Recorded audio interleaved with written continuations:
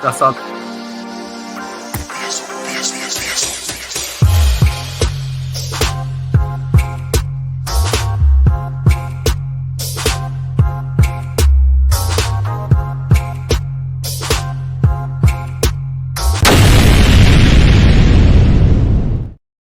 Yes, people, welcome back to the One True Red podcast. We are joined by Uche, CeeTee and Mikey, and we're missing one. Just seen a message. We're not missing anyone. Public transport screwed today. Yeah, it's Easter Sunday. What do you expect, Aki? Anyway, let's start the pod. So this week, obviously, the procession to the Premier League continues. A couple of wins for our teams, Arsenal and Liverpool. We might talk about that a bit later on. Trent put his names in the headlines today, winning goal for Liverpool. One more win, championship Parting gift. secured. Yeah, had to get that in there. But talking about gifts, Arsenal, you're going to get some gifts. So what we're going to do today's pod, we're going to talk about Arsenal and rebuilding them because they've got quite a few players that are out of contract this summer. Obviously, they're going to finish second again for the third year running. Am I right? Yep. Yeah. Third year running.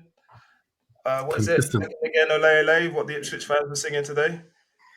So we're going to talk about... 4-0? Yeah, losing 4-0, but they've got to sing about something. And it's certainly not going to be about them, their season in the Premier League. So anyway, we're going to talk about rebuilding Arsenal and what they're going to need in the summer, given that some of their players are leaving, finishing second again. They may or may not win the Champions League, probably erring on the may not. But what are you going to need this summer? We're going to start probably in defence and work our way through the team. Offline, just before the pod, I heard Craig say that you're going to need a left back. So let's talk about defenders first. I mean, you have been saying for weeks you got the best left back in the league, or best English left back in the league. How many more left backs do you need? Well, you know what? Based on Arteta, obviously likes the left back position, but we potentially have Zinny and Tierney going because I know Zinny was linked with a moves in January. So he's potentially going to be looking at moving on. And Tierney, he wanted to leave in January, but got convinced to stay. So we're going to have two left backs down. I know we have Calafiore and obviously the best left back in the league at the moment, Miles. But going on by this season with injuries, the amount of games we're going to play next season as well, we're going to be in all comps as well. It might be worth getting a left back in, another one. How many have you got? You've got Calafiore. You've got Timber that can play there. Exactly. It's nonsense. We don't need a left back. We need a left back, Mikey. If you're going off the you're crazy. Now, we might as well get one in. One that can. What do you might as well? This is what I mean. Listen, this is what I mean. Different positions. Why not? Do you hear this guy? We might as well get a left back in. What do you? It's not priority. What do we need? Not we might as well get another one to sit on the bench. We're losing two, so bring one in. What's wrong with that? We're losing two because we've got three too many. Nah, what's happening with Tomiyasu as well? He's on the. He's still there. Injured, as always. So we need proper players that we can rely on. You know what I mean? Right. So I think we need to bring in another. It's a bit of a common theme. Let's see where CeeTee goes with this. Let's start with how many you've actually got. So you've got Tomiyasu, you've got Skelly, you've got Zinchenko, Calafiore, Zinchenko. That's four. Who else? Zinny. That's five. So two of those are going to go. So you'll have three. You don't need more than two left backs, to be honest. Exactly. It's nonsense. And then get another I don't even know why we're wasting airtime. Let's move on. I believe we do. All right. Who do we need? Which player? We're linked to Hato from Ajax. I'll take him on. Because he's been likened to Timber, who can play in various positions. Timber. But he's been likened to Timber. What is going on here? Yeah. Do you want to be in another position again where I'm not? We have two injuries, or we have an injury against Calafiore because he's made a paper, it seems. We need another left back. We need stronger cover than what we have. Tomiyasu's always on the injury bed. Timber's he's just come back from a major injury, so can we really rely on him? Timber's played most of the season. What's going on here? What are we doing? Bro, that's crazy. Allow me. I don't know if you've got memory loss on what's happened this season. to defend. I don't understand it. You're crazy. Do you know what's happened most of the season? Zinchenko, listen, what's happened most of this season is that we've had 3 left backs on the bench. That's what's happened. We don't need a left back. Okay, all right. I'm putting Hato or Hato. How do you pronounce him, Muche? You're a correspondent. Now you're involving me. I actually was just happy for you guys to carry on. Don't involve me, please. It's Hato. We'll carry on. Yeah, I think we need 5 more left backs, to be honest. 5 more. Let's fill the whole team with just left backs. The thing with Hato is that he's another Calafiori type in terms of position and also a bit like Timber. So Timber plays left, right. Hato apparently plays left and centre back as well, like Calafiori does. I don't know why you need another one to do that. And like Zinchenko, who steps into midfield, all that. I don't know why you need so many defenders. But can we move on? It's been a few minutes. Before we do move on to midfield and further up the field, can I just ask, obviously, Mikey, you're in the position of you don't need one. Craig, you're in the position you do need one. What do you both think Arteta is going to think you need, given that he is a fan of the left? Going for last season, he's going to buy another one. You want him to buy another one. I don't know why you're laughing. You're with him. We got 5, so let's get another one. We're going to So my view is that Arteta is now rational, and we've got Berta in, who's going to be even more rational and understand what we actually need, and we're going to put the resources that we have towards what we actually need. And it's not a left back. Can I just say that we were now linked with Hato because when Berta came in? You keep saying you were now linked. Listen, what I mean? Your sources are identified. He's identified that we need a left back. Anyway, come on. Next position, Hato. Anyway, okay, so we're gonna agree to disagree on whether or not left backs coming in, but you are potentially going to lose a couple of left backs. There's also some other players further up the field, so starting in midfield where you're likely to do some players. So is it Jorginho that's out of contract this summer? Jorginho and Partey. Yeah. And Partey. So what are we saying in midfield then, Mikey? You're going to bring you've been linked with Zubamendi, which a lot of strong talk around Christmas time of how it's a done deal for the summer. It's gone very quiet. And I saw actually this week, coincidentally, I saw that Real Madrid have been strongly linked with him as well. So what's going to happen in midfield with... Actually, first of all, let's start with Partey. Should he be getting a new contract? Yes. Do you think he's going to get 2 years? No, it's not that he's going to, but we should be giving him 2 years. That's what we should do. Yeah. I think to let him go after he's had an excellent season. He's been a bit injury prone, but when he's not injured, he's very, very good. So I'd give him 2 years. But you don't know whether he's going to get one. Has there been any talks of him? They're going back and forth. Yeah, Arteta's indicating that he wants him, but he's doing the talk about leaving it to the people upstairs. Right. So there's the potential that the club itself. How old is he now? 32, I believe. 32. Yeah. Oh, okay. So there's the potential the club don't want to extend him because of his age. Okay. But then Jorginho is definitely out then, or is it a similar situation? Jorginho is gone. Yeah, he's gone. He talks to him going back to, not going back to, but going to somewhere in Brazil or something like that. So one of those teams. So I think he's got his retirement plan in place. I think the Premier League is just a bit too, you know what I mean, physical for him now. So okay, so we think one out, definitely one in then, in the midfield area. Yeah, sure. As Mikey said, I expect it to be Zubamendi because I know we've been linked for him for a while now. So I'd be surprised if a deal sort of hasn't been done, unofficially done already. I would expect that to be probably our first signing, to be honest. Okay, so let's look at your central midfield then. So if, let's say Partey is staying, so it's Partey, Rice, Zubamendi. Is that the midfield that you envisage for next season? No. It's not Partey, Jorginho, Rice now. So why would it be Partey, Zubamendi? I'm asking the questions. I don't know. It's going to be one off. You build a squad, don't you? And you have a number. So what is your midfield going to be? What's your starting midfield going to be? If What do we want it to be? You got to direct the question properly, please. You can answer it any way you want to answer it. What do you want your midfield to be? So ideally, for me, Partey would remain. We'd have Rice and Odegaard in there. Oh yeah, I forgot about Odegaard. Yeah, I don't know what's going on here. Odegaard.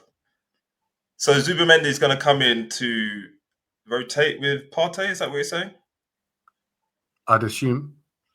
Yeah, that's what I'm going for now. That's what sort of Mourinho was brought in for as well, to rotate. It wasn't a set place.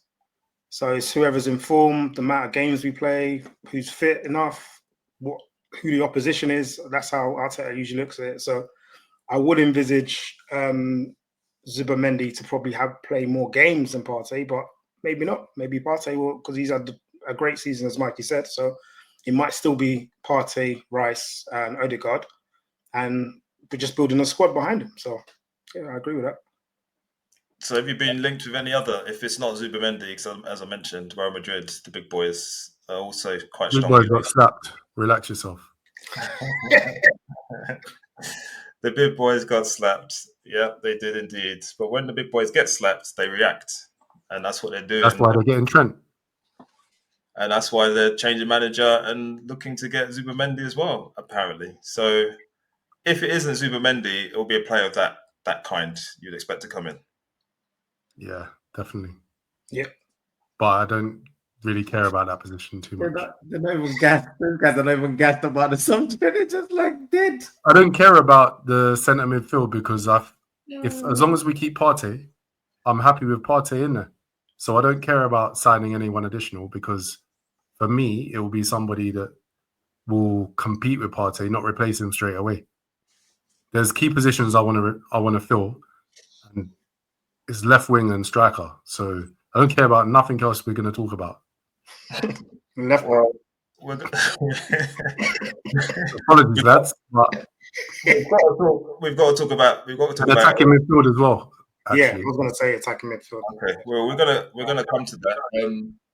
This week there's been a lot of praise for one of the midfielders in Declan Rice. Rightfully so. Great performances over the last couple of games in Europe. Uche, I know he's a player that you rate, no? He's an excellent player. But what do you want me to say? I've already about it. Find out properly, because he had a lot of talk about Declan Rice in the group chat. I don't know I don't know what the question is. Is this a question? What's the question? I'll just addressing that you rate Declan Rice. That's all. Declan Rice. What I said on the pod is, if you want to discuss that, I don't mind saying it, and it's just quite obvious, really. Declan Rice, what he did in those two legs is what I expect a player of his caliber and quality. He's never shown that before in his career for Arsenal Football Club. What I was saying is, when you've arrived, you've arrived. If you were to judge Declan Rice on his output this season for Arsenal Football Club, it's pathetic. As a so-called box-to-box player, there is no box-to-box player that exists in the men's game that can come up with 28 starts and score 2 goals and tell me he's box-to-box. That's box-to-dead. That's not box-to-box. The guys, that's just a joke. I mean, to me, to even talking about it is embarrassing. I'm sure if I put Ryan Gravenberg up there as a box-to-box in a few games, he'll score 2 goals. So that's what the issue was about. But if you talk about, like I said, I don't like to go back. I like to look forward.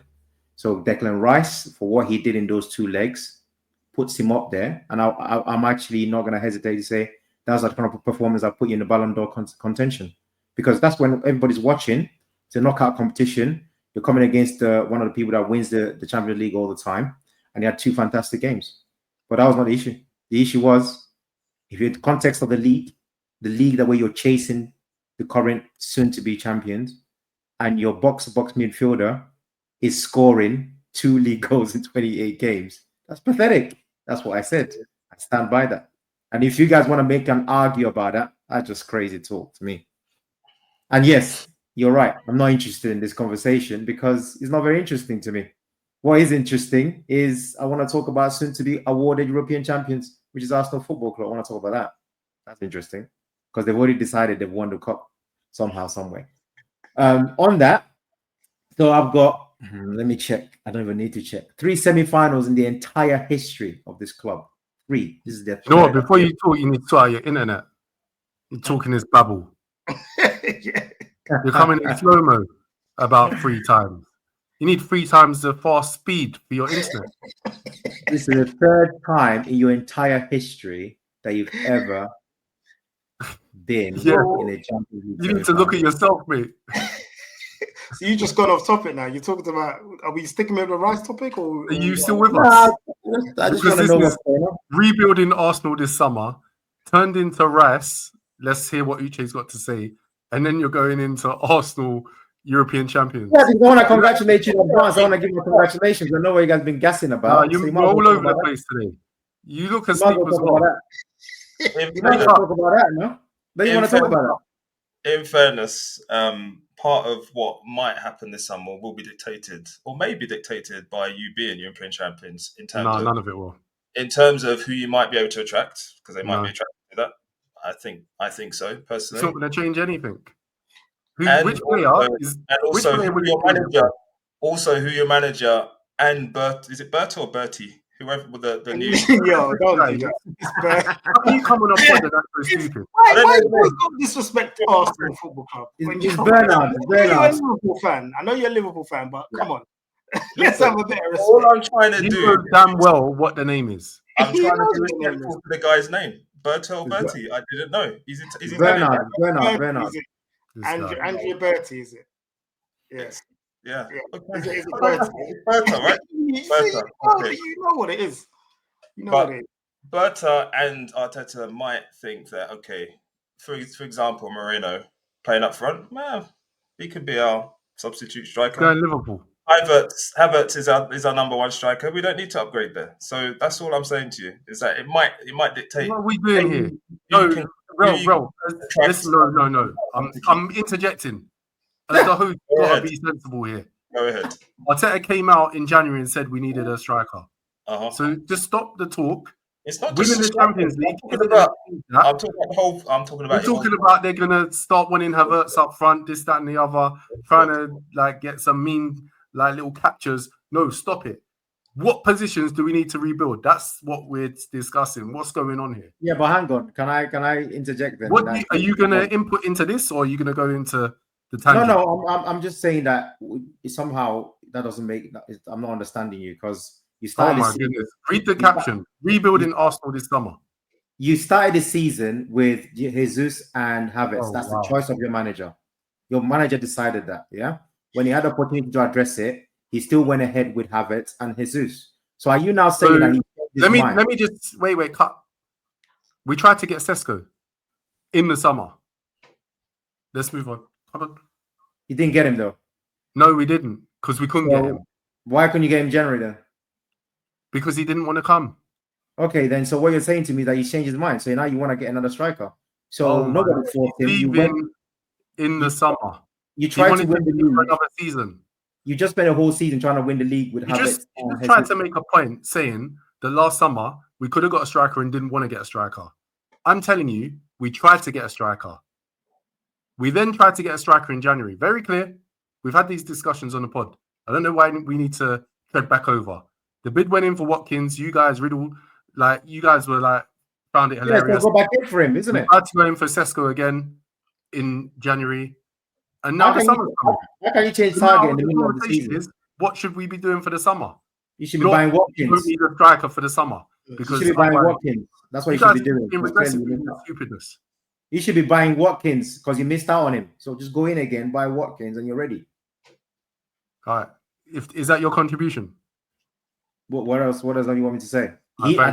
Did I make the bid? Was it not Arsenal Football Club that made the bid for Watkins? That's your contribution. Was that a real bid? What would change 6 months later? Do you sign a player for 6 months or sign him for at least a 2 or 3 year deal? What has changed?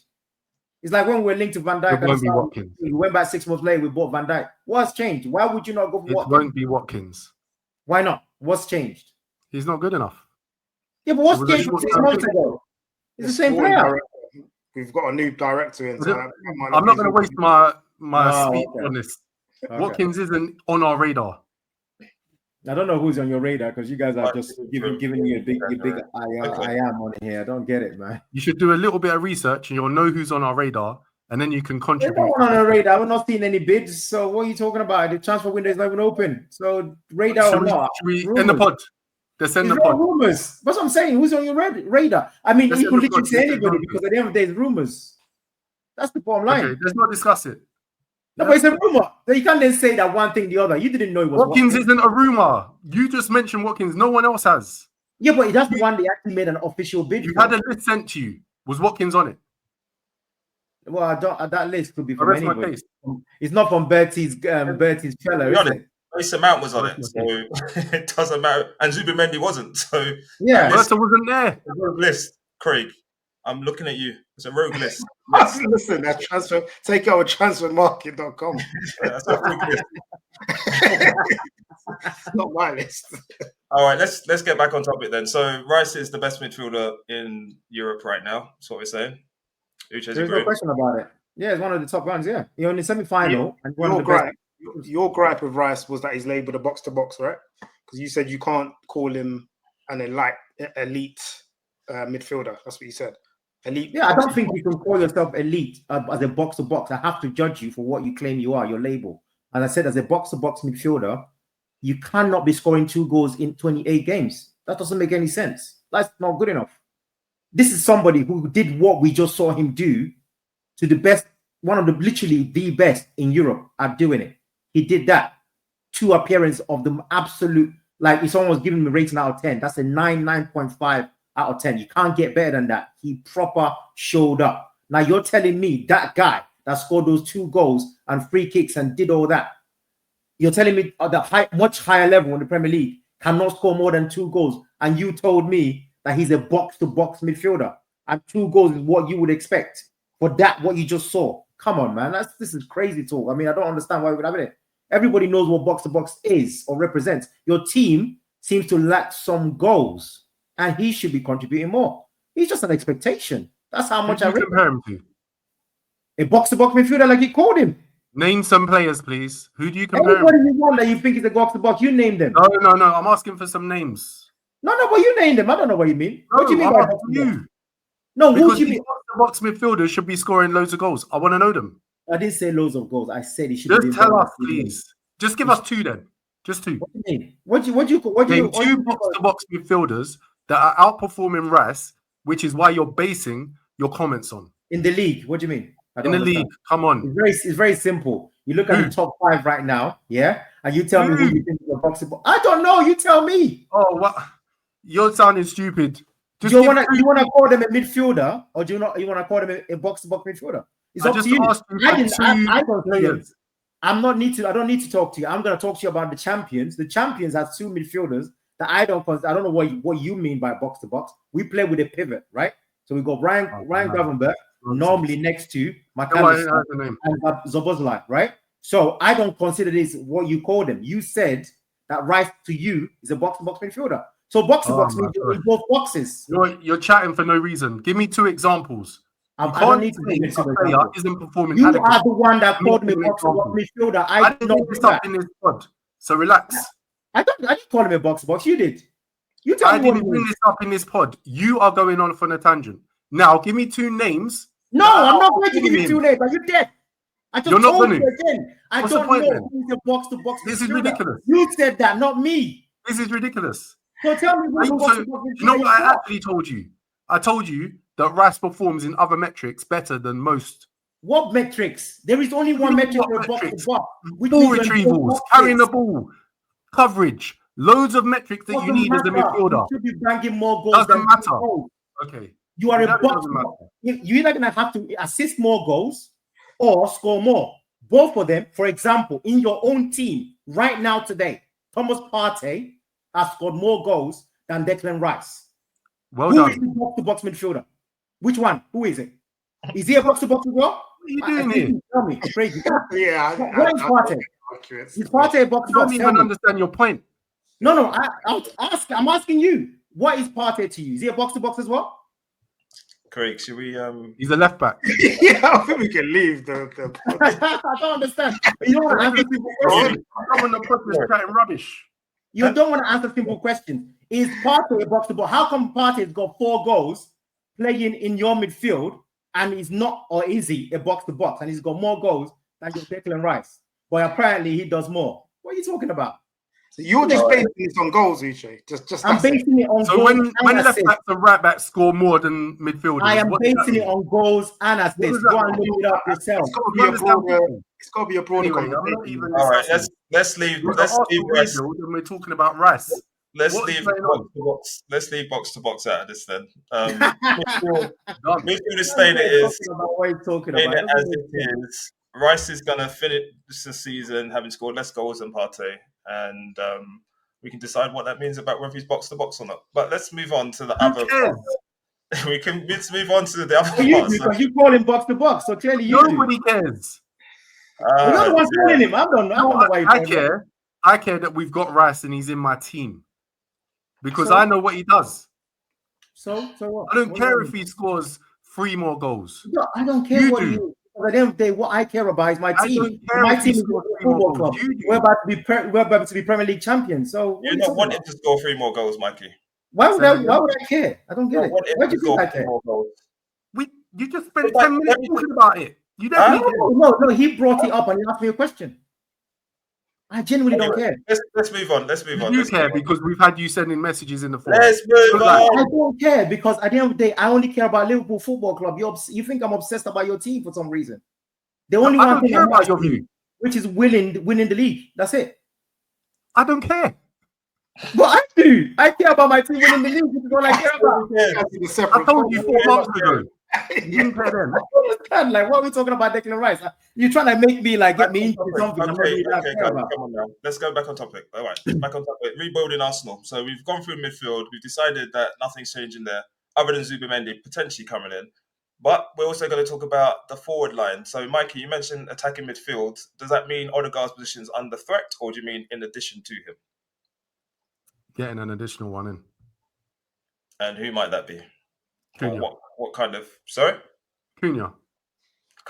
Did he not just sign a new contract with Wolves? He signed a new contract and he's also said that he wants to leave, basically. Okay. Craig, do you agree with Cunha as coming in? And what happens to Nwaneri position as well? So Nwaneri predominantly plays on the right. So he's more of a competition for Saka, which I'm happy with at the moment. But yeah, we do need competition for Odegaard, not just cover, but I think competition, because when Odegaard did actually get injured this season, it was Uman and Aaron who we should put in that place, and it wasn't really a sort of natural attacking midfielder that can slot into that position. So we do need someone similar to Odegaard, and maybe a few different attributes, but I would back Cunha as one of them. I also would take a look at Eze as well, Mikey. I don't know how you feel about that, because he plays in that sort of just behind the striker. He can play off the left as well, maybe off the right as well. But he's got that sort of flair. He's got that flair. He can attack, and his creativity as well, which Odegaard displays. So I want to get someone in like Eze as well, like a proven Premier League player. So yeah, I'd take either of them. Cunha or Eze. Do you think someone like Cunha, I don't know how am I going to phrase this? So Odegaard's your captain, obviously. So do you think Cunha will, I don't know how old he is now. I think he's 26 actually. I think I saw it on a list yesterday.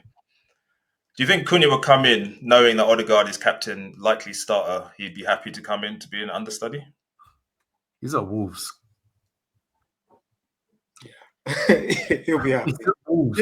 Just a bigger profile. Yeah. It's not like he's at Bournemouth or another team that are going to be in Europe, and he's at Wolves.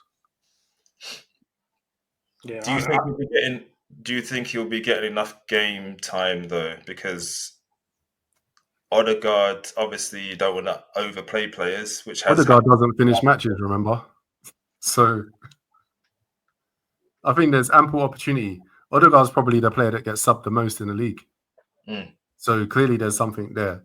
So if it enables Odegaard to be subbed a bit more or not to start and rested, to play with Odegaard in certain games as well, to play as a false nine if needed, to cover as a striker. I think he just gives cover across the forward line and in that attacking midfield space. I'd back that as well because it's competition at the end of the day as well. If Cunha comes in, let's say Odegaard gets injured, Cunha comes in, has a sort of a run of games, maybe 5-10 games or whatever, and he's in top form. Odegaard has to sit on the bench. I don't care if he's the captain. It's just the way it has to go. Odegaard this season, I have been disappointed when he did come back from his injury. He was not on form at all. He's picked up a lot of form now. He's playing well, but you know what? We're at a stage now where we need top players and top players to push other players as well to make them perform well. Because we're struggling with that a bit. But now that I can say Saka, for example, he's got Ethan now on the bench that will come on if Saka's not having a bad game or whatever. Maybe Saka's a bit extreme, but we've got someone in that can actually try and perform as well as he does as well. So I think it's all now about competition and pushing on with players are just as good and not just cover. We do need cover in positions where the players know they're not going to play all the time. But if we can get top players in positions where it may force the player that's in that position to play better, then why not? I think the key thing is we're light in numbers. We lost Emile Smith-Rowe. What we didn't lose, we sold Emile Smith-Rowe and Nketiah, and didn't really bring in any replacements for them. Mikel Merino isn't really a like for like, even though he wanders forward. So in terms of that Smith-Rowe position, that's where I think that we'd be covering across with Eze or Cunha. And then Nketiah didn't get replaced. Balogun didn't get replaced. We just pushed players forward. And Jesus probably should be sold, probably won't be there for the beginning of the season anyway. He's not needed. Try and get him off the wage bill. That's what I'd be looking at. Okay, so attacking midfielders definitely one that you're looking at to sort of rotate with Odegaard, Captain Odegaard. Mikey, your favourite player in the Arsenal team, starting lineup? I know he's going to say. Who? The fake Brazilian. Get him replaced. Martinelli scored a double. No, he's the number one person that needs to be replaced. So he scored. Nico Williams. He scored in midweek against Nico Williams. He scored today as well. Huh? He scored today as well, no? Who cares? Yeah. Nico Williams. He's just coming back to form after being out for 4 weeks. For a season. Arteta reckoned he was out for half a season, but anyway. It feels like he would. So, Mikey, definitely someone who's going to be replacing your starting lineup. The others we've mentioned, maybe Zubimendi is a starter in your eyes if Partey leaves, but Odegaard and Cunha, rotators. Martinelli, definitely out. New player in. For me, yeah. He needs to sit on the bench. Nico Williams in to replace him. That's the only player that I want in. My only issue with Williams, is his numbers this season are not doing anything really spectacular. What makes you think that he will come in and be the numbers that he's putting up now? He's got the most take-ons in Europe. I don't know if Nico Williams comes in and is just a replacement for Martinelli without just in the squad, in the first team, without having to prove himself first. Like he's just, like a big name like Rafael Leao. Say if we bought him, he's coming in to start. Nico Williams hasn't played in the Premier League, playing for like... I'm not overrating Martinelli. I don't know. I think you're harsh with Martinelli, personally. A lot of people are saying that. I think so. Especially recently, he's decided to take on players again. Recency bias. So because he's had a good 2 weeks, we forget the whole season. No, but we know what he's capable of. We know what he's capable of. And he just does... He's incapable of nonsense for a whole season. Listen, when Saka was out, he weren't stepping up. So we need somebody comparable on the other side. Now, I'm not saying Nico Williams will be comparable, but I think he'll be far more dangerous than Martinelli is. On your Craig, on your rogue list, your dodgy list that you provided to us, I've got a list here that's not on players that are on this list that are not on that list, mate. So okay, we can come to talk about some of the players, but Nico Williams, So basically, transfermarkt.com is where Craig got his list, and it gives you some rumours about signings for every club. And they've got it based on their assessment of the likelihood. So Nico Williams is currently at 40% likelihood to join Arsenal. They've got a 70 million market value, which is made up. It's not what Athletic Bilbao, I should say, would rate him at, I'd imagine. But from what I heard from when he was linked to a lot of teams after the Euros, is that he's on quite a lot of money at Bilbao. So is that somebody that will come in and then you would have to... I don't know what your wage structure looks like at Arsenal, but from what I heard, he's on 200 plus at Bilbao. That's what they were saying last summer or whatever summer it was. So is he somebody that they would break the bank to bring in on those kind of wages if they're true? It depends on how badly Arteta wants him, to be fair. I don't think we'll be breaking the bank for him. Personally, I wouldn't want to see that. Like, this youngster come in and he's up there with like Saka wages and stuff. But it depends what Arteta wants. If Arteta wants him, as I identified him as the replacement for that left wing, then get him. Go ahead and get him. Havertz came in and Havertz went near to the top of our pay list. So nobody can second guess what it is. But if they want to keep the pay down, give him a signing on fee to balance it out. And Uche, I know you don't want to talk about Arsenal, but don't. But Nico Williams, is he a player that you rate? And somebody who could thrive in the Premier League? Yeah, I think he's a fantastic player. It's a very good dribble of the ball. Obviously, I don't watch La Liga like I used to back in the day, but I'm sure he's doing as well as he did in the Euros when we watched him play. He's a great talent, but again, I think the disrespect on Martinelli doesn't make any sense. Anyway, it doesn't really matter in my opinion because there is no doubt in my mind that Arteta will stick with Martinelli regardless of what anyone thinks. That's just his guy. Certain managers have their guy, and there's no doubt to me that Martinelli is the guy that's going to be playing for Arsenal Football Club for many years to come on that side. And if Nico Williams comes, they'll be fighting it up and they'll be subbing him in and out, but Martinelli will still be the person leading it. I have no question. It's the same way I don't have any question about Saka. There's a way that Arteta plays that's quite consistent. That's why he likes to have a lot of defenders. He plays a certain way. That's not going to change. So it is what it is. So for me, you guys can keep getting gassed about Nico Williams and whatnot. If Nico Williams comes to Arsenal, he's going to still be Martinelli that he's going to be starting. So it doesn't really matter. What Arsenal need is a striker, which your manager didn't want to partake in getting in when he had the chance to do that. So we're going to go around the circles again. Please stop lying. Then we'll see what happens. Well, he didn't get a striker, did he? So where's the striker? You said our manager didn't partake in trying to get one in, but he did. We didn't get one in, but he tried. But he tried, but he failed. But that doesn't make sense. Said. But now you changed director of football, and now all of a sudden it's going to get him in. We look forward to it, though. Besides, I don't know why you need a striker, considering you're going to win the Champions League anyway. So why do you need a striker? It's winning the Champions League without a striker. I mean, I don't understand. Like, you are literally the best team in Europe. What do you need? You don't have any faults. You're faultless. Because nobody improves, do they? Well, you do improve. Why do you need to? We can just keep improving. I mean, for example, the Champions League many times. Did they keep some players?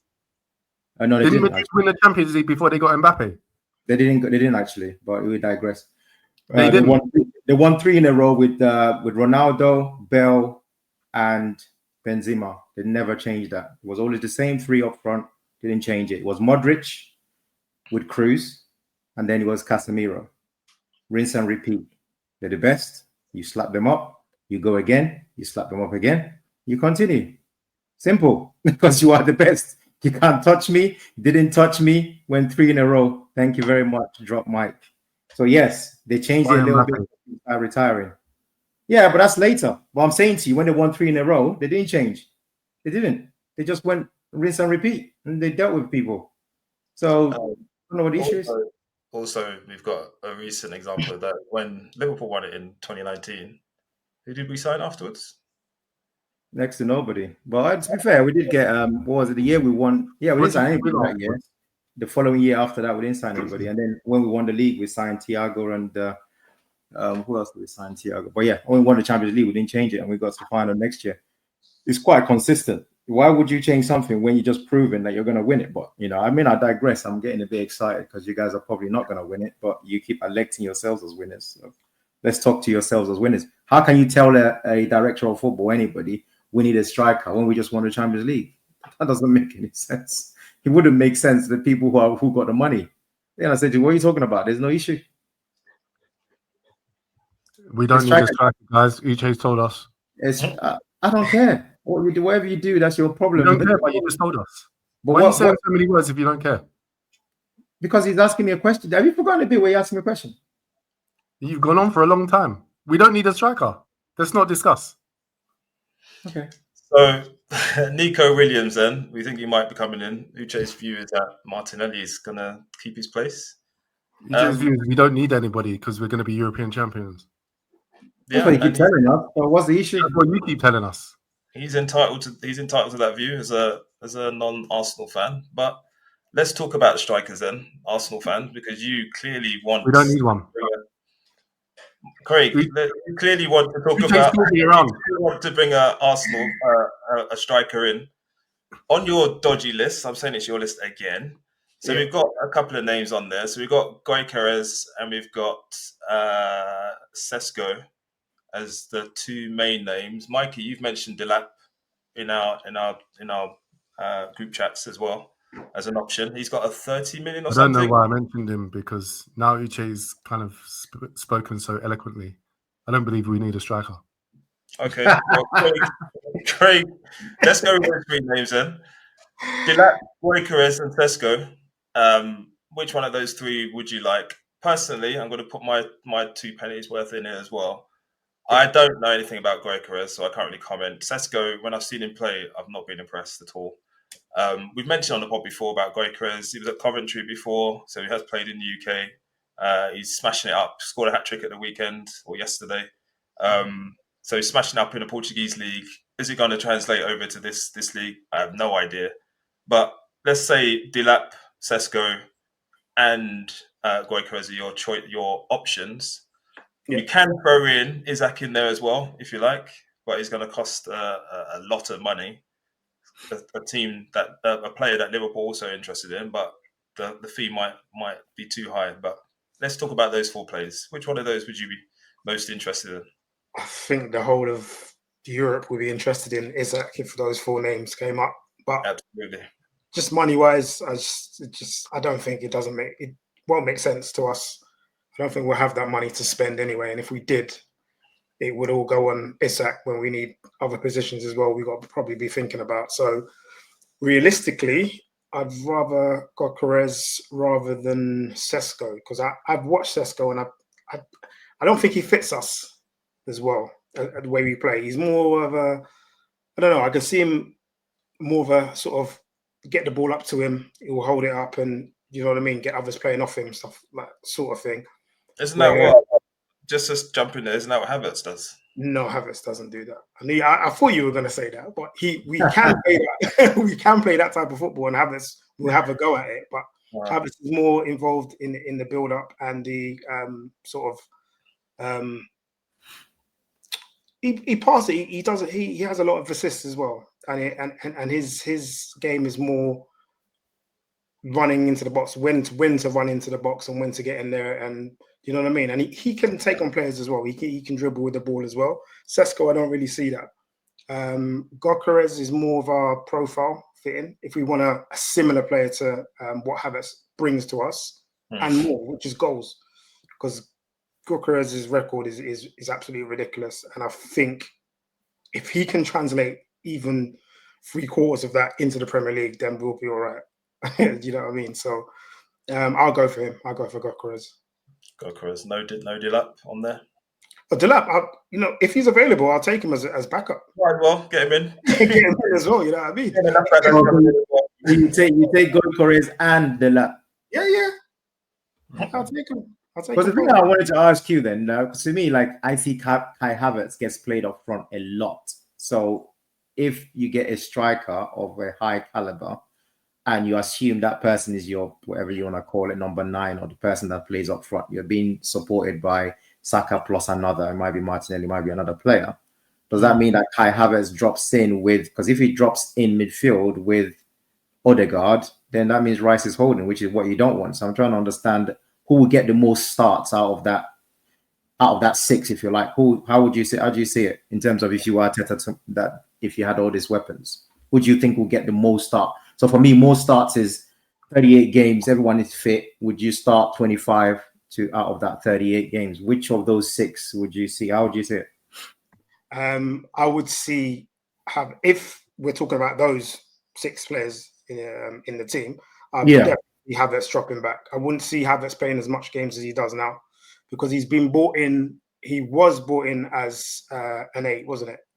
And then he went further upfield, and then his best position, or he was filling in as a striker. So I still don't think he is an out-and-out striker for me. I wouldn't take him. So he's basically you're benching him in a way. Is what you're saying? Yeah, I would.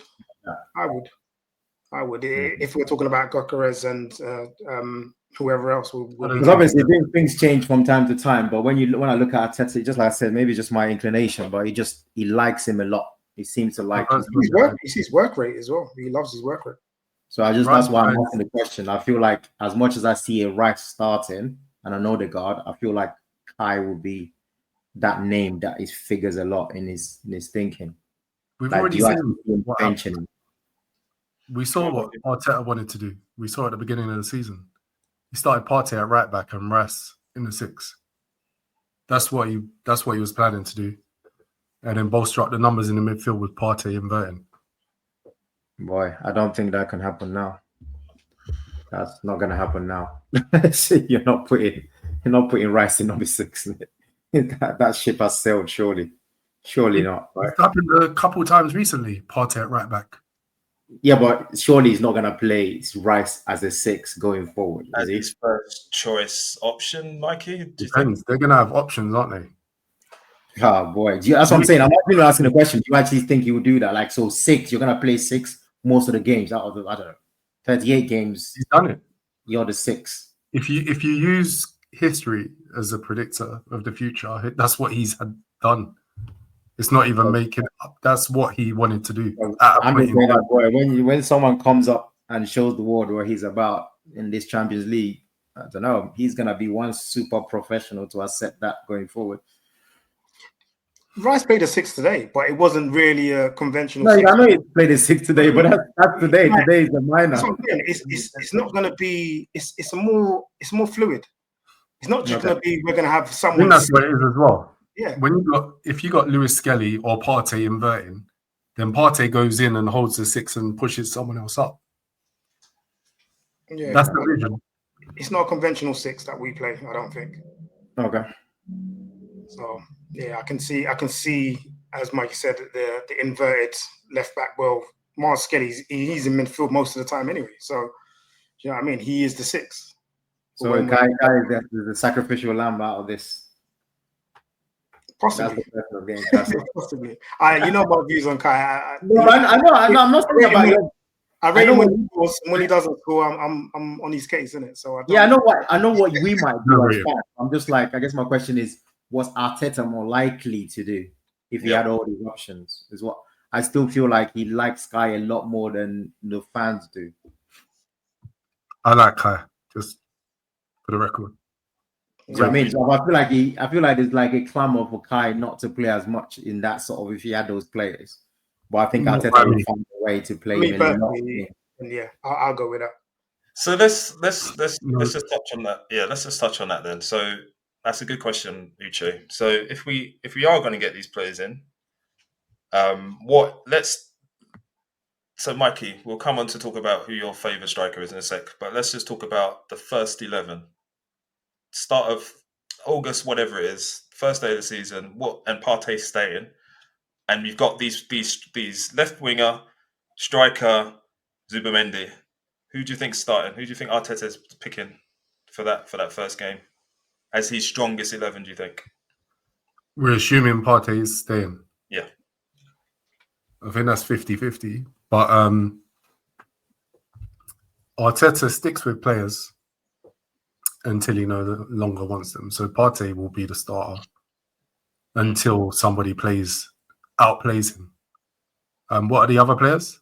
So he'll be starting. He'll start. He'll be starting in a right back or midfield. No, in the 6 because Timber's come through this season quite strongly. and I see Lewis Skelly and Timber as the selected fullbacks, and we've also got Ben White there, who offers something different.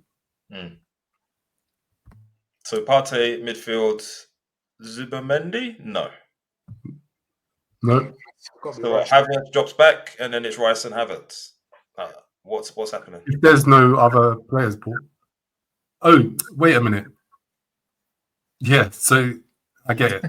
So you're gonna have so I would have Partey, Rice, and Odegaard as a free, and then Havertz would sit on the bench. But I could very likely see Rice in the base with Havertz and Odegaard. I can see that happening. Okay, and Craig, obviously you're benching Havertz and doing something else. Yeah, I'm benching Havertz. But as a but start of the season. The thing which you got to recognise, Craig, though, is those players in the press, and Odegaard and Havertz are the best for us. Yeah, that's agreed. Like, you need it for the way that we play. I was going to say, and then Havertz's hold-up play is second to none. I think it depends on opposition as well. Because when we play at home, so let's say to a lesser team, I don't know, I'm not going to say any names, but when they've got that low block on, it makes sense us having Havertz and Odegaard playing in that midfield, rather than it being Rice, Partey, then Odegaard, because we can then be more attacking. So that I agree with, and that I would like to see happen. So Havertz is more attacking, Odegaard sitting just behind him or just up front with him, and then sort of Rice just sitting behind them. So it all depends on the opposition as well, because we've come up against so much low block this season where we struggled at times, and I think that picture looks better. Or having that option as well looks better. That's the only thing you're going to be getting for the rest of your Arsenal fanhood in a minute. Trust me, get used to that low block. That's for sure. It's annoying as it gets, but that's the dish, man. The dish for everybody. Something just popped into my head when you talked about press and Odegaard being the best at it, or one of the best in your team. Matheus Cunha doesn't do much of that. From what I don't know his stats, but just from the eye test. No, there's definitely not from that. He's one of the worst. He walks around a lot. I read that. But then that could be, to be fair, any professional knows that if you think you're the baddest man on the planet for your team, and you come to a new team and you go to training and you see what they're putting in and you're not putting in, there's only going to be one way to do it. You don't put it in, you don't play. You don't play within a year, you get dashed. So to be fair, people can change when they come to a new environment and see what's required. So that could happen, but it's unlikely, but it could be there because that's the level that you have to be at. 100%. And Mikey, let's just finish off on rebuilding Arsenal in terms of your choice for striker. Is it Sesko? Sesko, Gyökeres, Delap, making me forget who the bloody names are. I just wanted to just backtrack on something, because Real Madrid signed Mbappe after they won the Champions League. I was right. You weren't right about anything. I was talking about them. I mentioned nothing about what you talked about. I was talking about them winning 3 times in a row, and I said it didn't change anything. I didn't mention them. We're talking about different things. You said European champions. Why do you need any new signings? Yeah, but you don't need one. I said Madrid went and got Mbappe after they won. You then said. I also said 3 times. It didn't change anything. Listen, that's what I mean. Well, they shouldn't. Basically, what I'm trying to say, they shouldn't have changed it. They changed it. When they didn't change it, they won it. They've changed it. Where they are now. Mikey, who's your choice as striker for Arsenal? Isak. The realistic choice? Yes. Gyökeres. And Delap. That's realistic, do you think, for Arsenal and Arteta and Berta? Depends on if they're able to shift anyone. Yeah. Yeah, true. There needs to be outgoings because otherwise we're not going to have the money to be able to buy players anyway. I think we've got the money for the striker there and we've got the money for a midfielder. So there has to be turnover. Because we got a couple of players on loan as well, haven't we? So we're still looking to get some change for them. Don't know how good they're doing. We're still going to get some change for them. Tavares, Lokonga. Tavares is having a good season, apparently. I've heard. Yeah, see, there you go. There's some money coming in from that. Hopefully. 10 mil. I was seeing something like 5 mil before. So. Yeah, knowing us is probably 3 mil or something like that. Oh, they can't give you what they can't afford, can they? What do you want them to do? Listen, in all of this, if we get 2 attacking players, I'm happy. And a left back.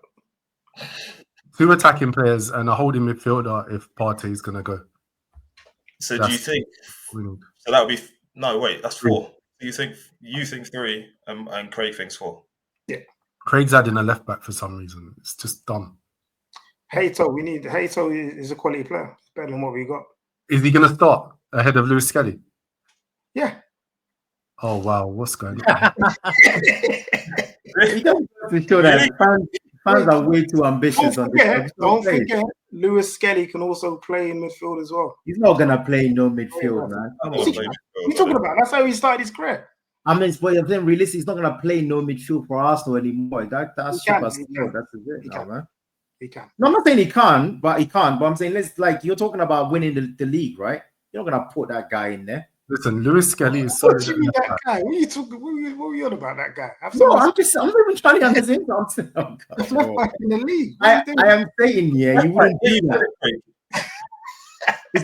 It's a bit like Trent, right? Trent will start in midfield, but you're not going to be moving up and down. You're just going to keep him where he's at now. That's what I meant. It doesn't make any sense to move him. Yeah, no, he's proven quality there. If he wasn't playing as well as he is, then you could say, okay, let's try him in his favourite position. But I just when he's solid, I just don't see it working like that. It's just not at that level. I just don't think it's as simple as that unless you're toppest of top players, and most players need a position to sort of perfect. And he seems to be doing that very well at left back. And he made the England squad, right, and scored on his debut as a left back. Yeah. So. Centre mid. So what was he? Holding or an attacking midfielder? Holding. Okay. Oh, okay. Yeah. Box to box. Yeah, but how many goals did he score? Anyway, he probably had more than 2 in the youth league. I'll tell you that. Anyway, so if you did, let's come towards the end of the pod now. So if you did make those changes in the summer, what do you think about your chances for winning the league next year? We're going to win the league next year. You're going to win the league next year. Yeah. Said it every year. Said it here. Cup double. I didn't say I was going to win it this year, did I? Of course you guys did. Remember you guys put in... No. Go back in the chat. I was saying City was going to... No, you were going back what Saka was saying and re-quoting what he said, that this is your year. What are you on about? We said City. Yeah, no, you didn't. You also said City. No, I did not. I said Liverpool. Who did you say? You didn't say Liverpool. Who did you say to us? Not in that private group. Ask Real what I said. No, not in the private group. Yeah. Who did you say to us? I told you what I told you. Ask Real. Real is there. He's part of the group. He knows. I'm not going to keep in the top 4. Did you? On a different group. Shameless. Yeah, on a different group. Yeah. Yeah. What? I did what? Prediction in. I did what? I'm going to get the prediction. Don't be stupid. I'm going to post it online. Post what online? All right. So, check out. Look out for our Instagram. Go check out Instagram and our TikTok and see whether or not we have the evidence posted on it. Most likely our Instagram, but yeah. Bro, I know you've got the evidence as well. I actually don't remember what he's. I don't actually remember what he said. He didn't say Liverpool. Not in our. I know what he said. I know what he said in another group. Private group. But not in our group. Which is why I said already. Why are we revisiting it? I've already said what I said, and I said just before the kickoff, because basically I explained why, and I just didn't come back on it. I said I read about what it represents. So what was the one before you said Liverpool? Then what did you say? I think I said City. Yeah. There you go. That's what you said. City. Yeah. Done. Well, that's right. I am telling you. I am telling you what I said in the group. I know what I said in the group. What I said. City. What? No. Let me finish. Let me explain. Just for a minute. When, to be honest, I was not that interested in this season. When I get that prediction, Because we thought City were going to win. It was somebody else that asked me. So when it got closer, I think it was a day before, same question was asked in a group. I read about this dude and I said, I don't see why he can't win it. And he knows this. I said my prediction. I said Liverpool will do it. I said Liverpool won. Obviously, I City too. That's not happening. And the rest of it. So that's when I changed it. Just purely based on reading more about the dude, because I don't watch friendlies. I'm not a fan of friendlies. Doesn't give me any information whatsoever, no matter what. What's that? Jab at real. No, I'm just saying. A lot of people watch friendlies. I don't watch friendlies. I was actually going to come and defend myself like he was talking about me. So I genuinely don't know enough about the dude. So what I do is I tend to do a lot of binge reading before a season starts. And I was looking at what the guy does, and I was looking at our squad and the fact that he didn't change anything. Obviously, man didn't know that he's going to play Ryan Gravenberch, a freaking defensive midfielder. Obviously, I didn't know that. But I genuinely thought, how can we flopped towards the end of last season because we gassed, and the dude seems to have something about being ready for those type of seasons where we don't drop off. That's when I changed it. So I'm like, there's something that he does that's clearly different, where he controls a lot of the game. He plays more control football, which means that we're not going to get gassed out towards the end. That's really what changed it for me. Because I'm like, I don't see why anything to PLC. It was the same thing. We ran them close. Couldn't do it again. That's why I changed it. But yeah, absolutely. I did not come back in our group and change it. That is true. But all this is posted before a season, so it can be verified. This is clear. Right. You feeling back to back league wins? To be honestly, in my honest opinion, I think it all depends on that dude that scored today. If he stays or goes. Martinelli. If Trent goes, I think we grossly, including our fans, I think we grossly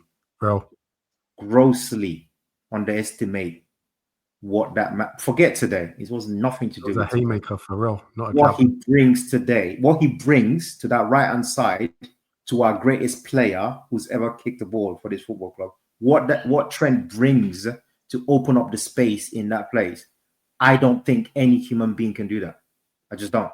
So to me, either that cost you 4 points, 5 points, 6 points, 10 points over the course of the season, that could make all the difference. You're not gonna get that in the transfer market. So that's what worries me. Just as simple as that. I think he grossly underestimated. It's so much easier and play against Liverpool when you know that ball is not there. And that ball is not there.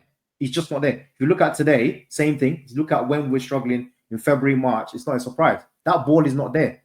You don't have that ball. You can't play it. Hey, stop that. Struggling when? When were we struggling? No, I'm talking PSG, the Newcastle, whatever. I'm not saying about struggle. I'm saying, look, it's about quality. Yeah. Like I said, that little difference can make all the difference. Mm-hmm. I don't see if I had the power and I've got a player, I'm sorry, I'll do what it takes to make him stay because I can't find you in the transfer market. It's just as simple as that. I don't care what you end up doing. If you decide to let him go, we're here. We're Liverpool fans. We're going to be here. We're going to carry on. But if you ask me, the question Craig is asking me, that guy is crucial. I don't want to see him go. But if he goes, we have to play in a different way. But why would I have to go and find a different way when the way I know was working? That worries me a little bit. Yeah, I don't disagree with that. The only thing I would say is it's not clear to me from what I've seen from Slot whether or not he values his fullbacks doing the sort of things that Trent does. I'm not sure that's his ideal. Obviously, he's made it work because Trent's there. But I don't know. I just don't know. And the thing that's interesting about this summer is we're going to find out more about what Slot wants from his players because he's had to make do. We bought one player last season and he's not played. He didn't even make the bench today in Chiesa. He put Gravenberch into midfield because we didn't get Zubimendi. It worked excellently, brilliantly. And obviously we're 3 points away from lifting number 20. So, but next season, going into the summer, we're going to find out exactly what types of players he likes and what kind of roles he wants those players to play. And I'm not sure the type of player Trent is the type of player he wants at right back. I don't know. But obviously, I want him to stay as well. And after his goal today, which He obviously celebrated his style by ripping off his shirt and celebrating in front of the fans. We all hope that he's signing a contract in a couple of If he weeks. goes after that, No, it's just one of those things. You watch the way we play. The way we play is just obvious. You know, you're saying what you're saying, Real, but either the guy is very good at hiding what he really wants, or when he has most of the ball and he's one of your greatest creators in the team, and there's quite a skew towards Trent, like under the slot manager, right? So if that's not the guy you want, it's quite a huge skew towards attacking wise, everything towards him playing the most progressive balls. If you look at key passes, you look at big chances created. There's a lot of things that basically you expect your midfielders to be doing that he's doing. You take that out and you're going to add something. Where's this thing going to come from? Still about quality. Part of what I mean. That's part of what I mean. That sounds like shade, Mikey. That's part of what I mean in terms of understanding what he wants. So he wanted Zubamendi, and Zubamendi's a passing player from what I've seen. So does he want it from Trent's position, or does he want it from midfield? Does he want somebody in the 10 that does more than what Szoboszlai is doing? I don't know. He's made it work. He must have brought him in. But Zubimendi must have been coming in as a 6. It's clear. Like, come on, you have to be. Coming in as 6. But does he want that player to be able to? That's why. What's his name doesn't get a look in there. Endo. Yeah. That's blast from the past. Henderson. Endo doesn't get a look in there because he's not good enough on the ball for what Slot wants. Gravenberch, he's good at pulling away from players and progressing the ball, but his passing isn't great, especially long distance passing is pretty much non-existent. And Zubamendi can do that. So whether or not it's if we lose it from the right back, then we've lost it completely. He may want that to be a Zubamendi type player playing in midfield that can spray it around, or a number 10 who's getting on the ball and he's slotting passes and playing through to the strikers. Looking at what we know now, Ryan Gravenberch is definitely going to start at this football club. Of course. So that'll be next to McAllister. That's a fact. So the only gap really is the Jones / Szoboszlai / whoever you're talking about. That's it. Yeah, of course. Or it could be somebody who can do a bit of what McAllister does and a bit of what Szoboszlai role does. But McAllister is not chopping bench for anybody. Let's be honest. It's not getting benched. I mean, come on. I'm talking about the same old thing I said to Craig. You're talking about 25 starts out of the 38. McAllister is going to be that guy that does the 25 to 30 games out of 38. That's going to be your marker. That's how I see it. Ryan Gravenberch is that guy. McAllister is definitely that guy. I don't think anybody in world football is going to bench McAllister. That's just my opinion. I'm going to stick to it. I don't think it's going to happen. So to me, those are two certain starters. That leaves your boy, your favorite player you like to diss, who actually had the most starts. Yeah, you're right. He's a young kid, very talented kid. He hasn't been very good in the last few weeks, but that's the talent. But Jones can't bench him, not for long. So whoever you're talking about better be able to bench him consistently and jack that 25, 30 games. That's the only slot I see. But what I'm interested in, which every club is interested in, you must free Mo Salah to do Mo Salah things. That's it. Because let's not get overboard. No, only one guy. That's the killer there. That's the reason why we're winning this title. Free that guy as much as possible so you can cause the most damage. So that's my thing. Otherwise, I'll say, honestly, Craig, I would almost book it like straight away. Like, there's not even any point chatting. Like, he's back to back. There's nothing you can do about it. What's happened to Mo? Nothing's happened since Ramadan.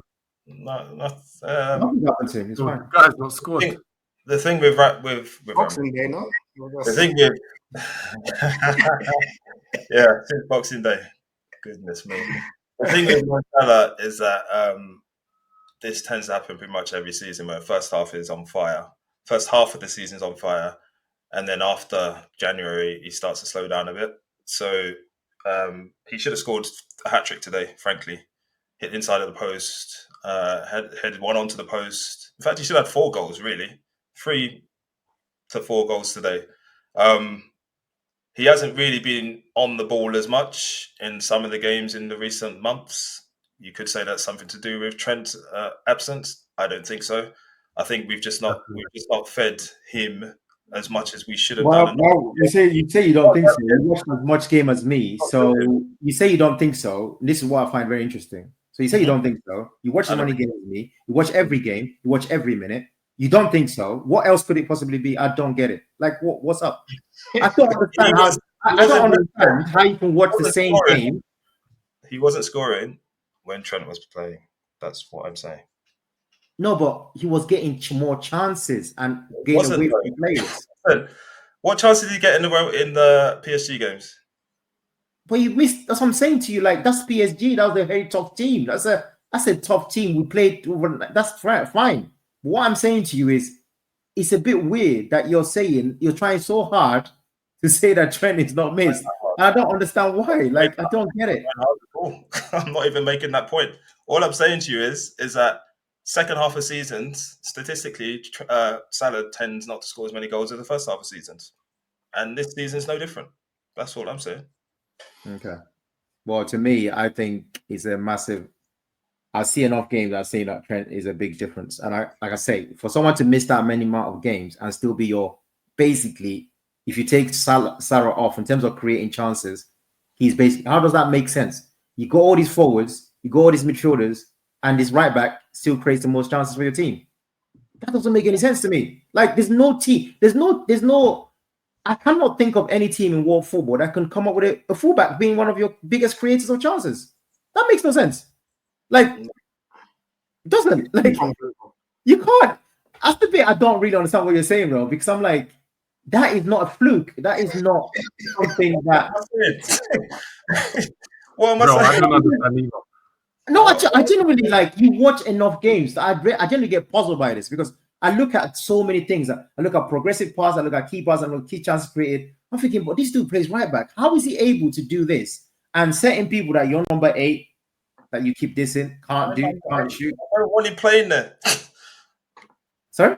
Who are we talking about here? Talking about the boss line. People like that. They can't do anything. My number 8. I don't want him. It's like Mikey and Martinelli. I don't want Szoboszlai playing there. Yeah, but I'm just saying, regardless, we're gonna win the league, and I'm saying when you look at, we're gonna win the league, but when you look at all the stuff, he's either second or third, and also in the entire league, he's in the top 10. Magnificent. I still want him to. He's not just magnificent. He's just strange. He's not even a midfielder. How is that possible? Rate your players, bro. That's all we want. Rate your players. Sorry? I still want him to sign a new contract. So it's great that he's top of these stats. I want him to sign a new contract. Sound too enthusiastic, man. Yeah, you're sitting on the fence there, I think. I hope the end of the season comes around and he says, "Psych, I'm not going to Real Madrid. I'm staying where I am." So, yeah, I don't know what it is you think I'm saying, but I want Trent to stay. That's the matter of fact. We can hear the words coming out of your mouth, but your facial expression says a different thing. Look at the tears in my eyes. Look at my eye. The tears in my eye. Get that away from the screen. I'm welling up at the prospect of Trent leaving. That's what it is. That's why. Life. No, let's be honest. My eye weeping the whole time is because. Life has to go on. If you had a business discussion and the guy wants to go, what can you do? But to me, that's when I start to worry because all I care about, everyone cares about the same thing. Can you go again without him? I just think it's more difficult. That's it. One last point before we jump off was the news about KDB. Yeah. Any thoughts on that? Mad. Well, it's just typical of any club. Again, this is the fun I was talking about during when the game was going on. Is again a reminder in case anyone ever needs reminding. When they don't want you, this is what they do. Done. They do it all the time. Crazy. Like, it's just what they do. They've looked at a guy. They looked at his stats. They looked at his running. They looked at his injury. They said, "Thank you, but no, thank you." The dude was called in, and he was shocked. Look what he's saying. This is somebody that gave you how many years of service. By the way, I don't have an issue with it because I know that's how clubs run business. But when you try and tell the same players to care more about you, and when they try and do that to you, and you're falling for these tricks that they pull, right? When they don't want you, that's what they pull. And it's so obvious. They do it all the time. You know what? I'm not surprised, and I'm not completely against what City have done here, but I think they should have had a discussion with him about possibly a year extension. because a year wasn't going to be an issue. He's come back now, and they actually need him playing. It's not like they're firing on all cylinders. Yep. The issue that they've had is Rodri's been out. I guarantee if Rodri was in there and De Bruyne was playing, it would have been a different scenario. But yes, it's weird how they've just dashed him. So it leaves him open to a Premier League move, no? Yeah, he said that he's open to anything. So yeah, we'll see. Arsenal? Yes, please. I'd take him, yeah. If the dude I'd take him in Szoboszlai's role, 100%. What do you mean I wouldn't like it? What are you talking about? Look, am I his brother or something? Is he paying me? Please don't speak to me. Let's not play. No. I like it, but yeah, KDB. No. Let's not play. Let's not play silly games. If the call goes through that KDB is interested in coming to Liverpool, you dash. It's almost like, whatever you do with him, I would only know when it's done. So let's not play games. Like I tell you, man, I'm about quality, and if you're gonna give me that guy, I know what he's capable of doing. I show my kids what is passes that nobody can even see to think about. Someone like that with more. Are you crazy? Like, come on, man. What are we doing here? Like, that's madness. But the guy, Michael Edwards. Please make that happen. Yeah, I mean, if the guy wants to do it, what a beautiful way to do it. All right, well, let's end the pod there. So we've rebuilt Arsenal with 3 signings. You want De Bruyne as well, by the way. Left back. Hard signing. We've rebuilt Arsenal. We've added in a sprinkling of stardust with De Bruyne, and Arsenal are going to win the league next year.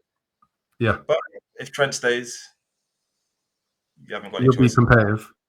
We're winning the Champions League this year as well, so come on. Yeah. Oh yeah. So back to back titles. Amazing. Arteta. Wow. What a manager. The greatest manager in the Arsenal's history, basically. I wouldn't go that far yet. But yeah. No, but I'm saying if he does it. If he did that, he won the Champions League and then the league. He has to be Craig, surely. Yeah, if he does that, yeah. Yeah. I mean, I wasn't trying to mock you. I'm just saying, like, you do that, like, come on, man. Like, there's not really any argument. To me, when we win the Champions League, none of you guys can talk to me at all. Seriously. Why would I? But wait. Why would I talk to you? What? Pardon? Why would I talk to you? I'm letting you know now. You can't. No, but I'll be you can't find them. Just know you better talk to me nicely as well. I'll be the first. I'm going to show you the thing that we've got. Craig, talk to me nicely. I'll be the first to congratulate you guys, because at least you get to know what. Listen, I'm not taking the calls. I'm not taking any calls from you guys, bro. What I'm trying to say is that you get to know what it feels like. It's such a great. We don't care about it. You can't chat to me. I'm telling you. At least, like, God, no. If it happens, I want you to get to know what it feels like. Make sure you go to music as well. With open arms, I mean, we've got 6 of them, so. Yeah, we don't care about your 6. I don't care. Our 1 is more important. Your 1 is more important. His 1 is more important than Real Madrid's 15. Yeah, 100%. Who are Real Madrid? Yeah, you showed them. All right. 5-1. All right, then, lads. Let's leave it there. That's the One True Red podcast. We'll be back again next week. Don't forget, like, comment, and subscribe on YouTube. Please comment as well on what we've been talking about today. Rice, more than 2 goals, box to box. Is he? Arsenal going to win the Champions League? We'll find out in a few weeks, but we'll see. These guys. We're going to preview. Actually, we're going to preview the semi-final next week, because you're playing the week after against PSG. Is it home leg first or away? Yeah, scam. Home leg first. So you're looking for a repeat of the Real Madrid game again. Yeah. Either of you going to that? Possibly. Yeah. Okay. Well, best of luck. We'll review that next week, or preview it next week. But see you all, guys. And do remember, we are on social media. So do find us on Instagram and on TikTok. And we'll see you again next week. Like, comment, subscribe. All of that stuff. See you later. Roar, roar, roar, roar.